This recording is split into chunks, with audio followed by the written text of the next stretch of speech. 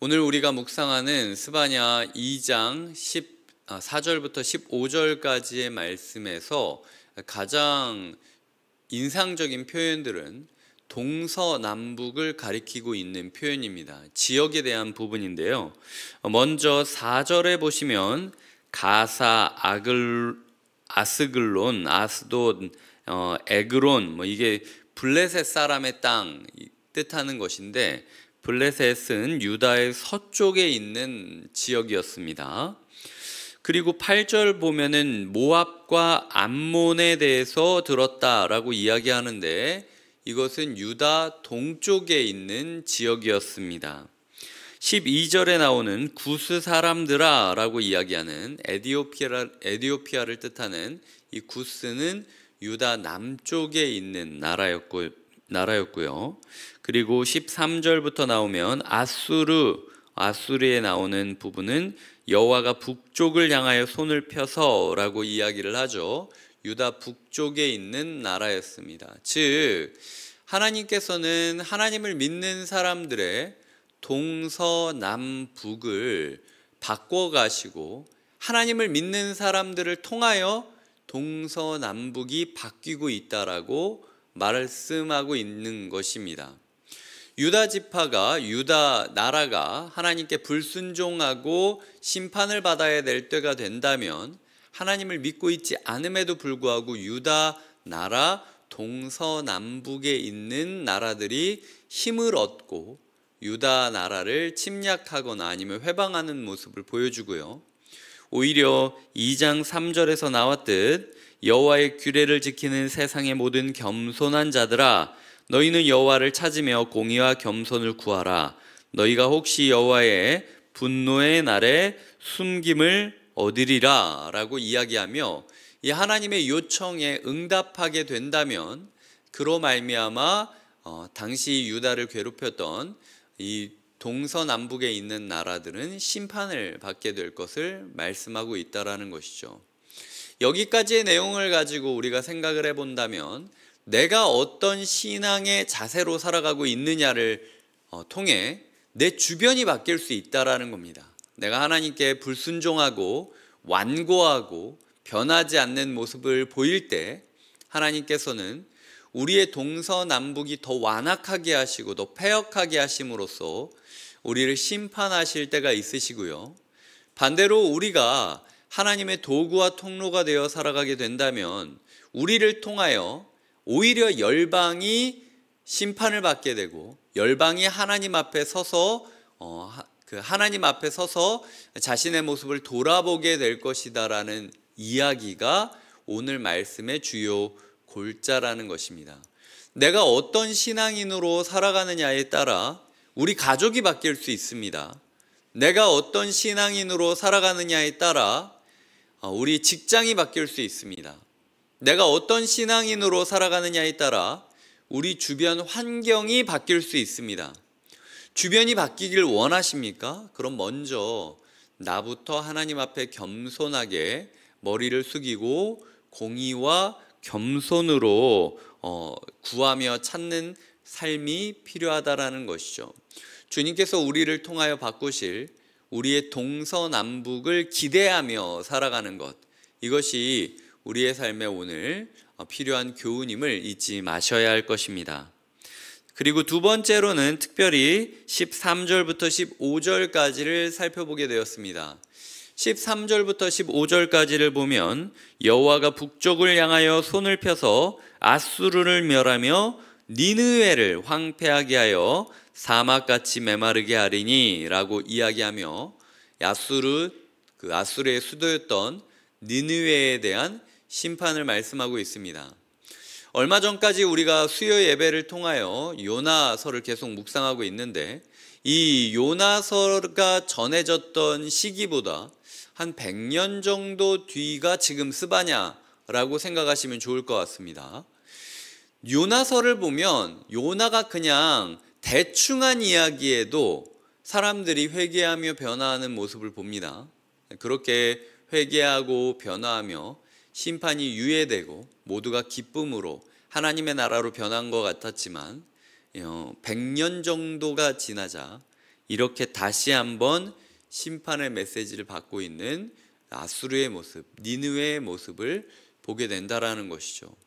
결국은 아수르가 당시 지역의 패자로서 군림하고 있었지만 바벨론으로 인하여 괴롭힘을 얻게 되고 또 멸망하게 되는 것, 그 바벨론은 또 로마로 인하여 멸망하게 되는 것들을, 로마로 인하여 대체되게 되는 것들을 통하여 볼 때 하나님께서 우리에게 과거의 은혜로 살아가는 것이 얼마나 무서운 것인지 깨닫게 하십니다.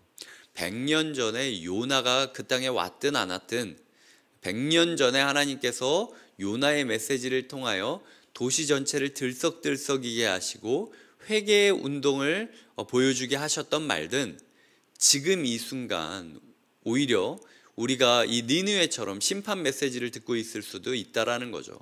100년 전의 은혜로 살아가지 마십시오. 1년 전의 은혜로 살아가지 마십시오. 그리스도인은 오늘의 은혜로 살아가는 사람이지 왕년의 은혜로 살아가는 사람이 아닙니다.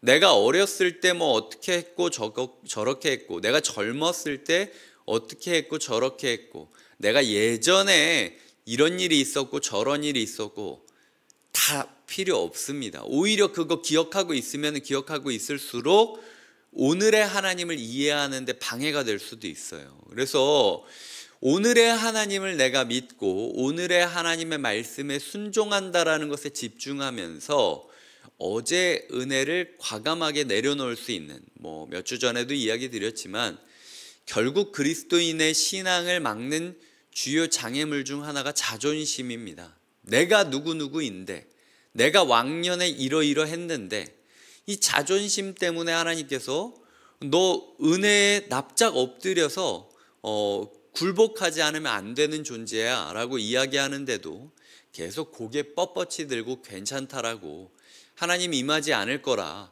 라고 이야기하는 게 문제가 된다라는 거죠. 오늘 니느웨는 뭐라고 이야기합니까? 15절에 보면 이는 기쁜 성이라, 기쁨이 있다라고 이야기하는 거죠. 염려 없이 거주하며 살아가는데 염려가 없다라는 것입니다. 마음속에 이르기를 오직 나만 있고 나 외에는 다른 이가 없다. 우리가 생각했을 땐 신앙생활의 목표가 기쁨이고 신앙생활의 목표가 염려 없음인데, 니느웨는 요나의 사역 이후에 100년 정도의 시간 동안 기쁨이 넘쳤고 염려가 없었다라는 거예요. 우리가 꿈꾸는 신앙생활을 하고 있었다라는 겁니다. 하지만 그들의 마음 가운데는 오직 여호와만이 우리의 신이고 다른 신은 없다라고 이야기하는 십계명의 교리가 바로 세워져 있는 것이 아니라 오직 나만 있고 나 외에는 다른 이가 없다, 천상천하 유아 독존의 삶으로 교만하게 살아가는 것이 니느웨의 모습이었다라는 것이죠. 우리가 꿈꾸고 있는 기쁨과 염려 없음이라는 것이 교만 위에 세워질 수도 있다라는 거예요. 그래서 우리가 마냥 그 상태를 그리워하며 동경하는 것이 아니라 우리가 진정한 겸손 위에서 하나님이 원하시는 기쁨과 염려 없음, 자족과 지족의 삶을 살아가기를 꿈꾸며 나아가야 한다라는 것이죠. 말씀을 맺겠습니다. 오늘 말씀을 좀 정리하자면, 첫 번째로 나의 신앙을 점검하고 돌이키느냐에 따라서 하나님께서는 나의 동서남북을 바뀌게 하신다. 이게 첫 번째 교훈이었습니다. 그렇기 때문에 주변 환경이 바뀌어야만 내가 이제 편안히 신앙생활을 할 수 있을 거라 생각하지 말고, 내가 먼저 바뀌어야 주변 환경이 바뀔 수 있다라는 것을 잊지 말아야 된다라는 거죠. 두 번째로는 어제의 은혜, 왕년의 은혜로 살면 안 된다라는 것입니다. 요나가 왔고 그 놀라운 복음의 이야기가, 제가 어디서 듣기로는 그 현대 사회에서 가장 복음을 잘 설명해 줄 수 있는 본문이 뭐냐, 요나서, 이렇게 이야기하는 것을 들은 적이 있습니다. 그 정도로 복음을 만났음에도 불구하고 100년이 차마 지나지 않았을 때 다시 한번 심판을 받게 되는 니느웨의 모습을 보며, 오늘 우리가 혹시 니느웨는 아닌가, 왕년의 은혜로 지금 나는 괜찮다라고 생각하는 사람들이 아닌가, 돌아보아야 된다라는 거죠. 세 번째로는 그런 니느웨의 특징이 무엇이었는가? 기쁨과 염려 없음이 있었지만 그것 때문에 오히려 하나님을 믿고 회개하는 것이 아니라 천상천하 유아독전, 이 세상에는 나만 있다, 나만 중요하다, 나만 잘 살면 되지 라는 마음으로 살아갔기 때문에 그들이 심판받았다라는 것.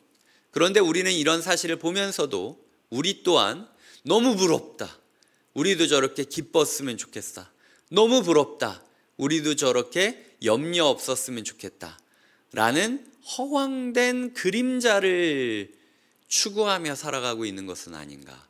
하나님께서는 우리에게 묻고 계시다라는 것이죠. 우리가 기쁨과 염려 없음을 신으로 여기는 것이 아니라 오직 하나님을 신뢰하며 이 어두운 터널을 벗어나기를 꿈꾸고 도전해야 된다는 것이 마지막 교훈입니다. 주님께서 열방을 통해 주시는 이 메시지를 들었을 때 열방이 이 메시지를 곧이곧대로 받아들였겠습니까? 이 요시야 왕의 시기는 유다의 거의 마지막 페이지에 쓰여지고 있던 부분이었습니다. 망해가는 나라에 알지도 못하는 선지자가 듣지도 못하는 외국어로 나에 대해 이야기한다라고 열방이 그걸 곧이곧대로 받아들이며 회개했겠습니까? 그들은 코웃음 쳤겠죠. 하지만 그럼에도 불구하고 하나님께서는 이 스바냐를 통하여 하나님의 심판의 메시지를 열국에 전하고 계십니다. 우리가 오늘 새벽을 통하여 외치는 이 하나님 나라의 메시지가 아무도 듣지 않고 코웃음 친다 할지라도 그럼에도 불구하고 스바냐를 쓰셨듯 우리 또한 쓰실 것입니다. 오늘 우리의 마음이 주님 앞에 바르게 정결하게 세워지기를 꿈꾸며 우리를 통하여 바뀔 이 세상을 기대하시기를 주님의 이름으로 축복드립니다. 기도하시겠습니다.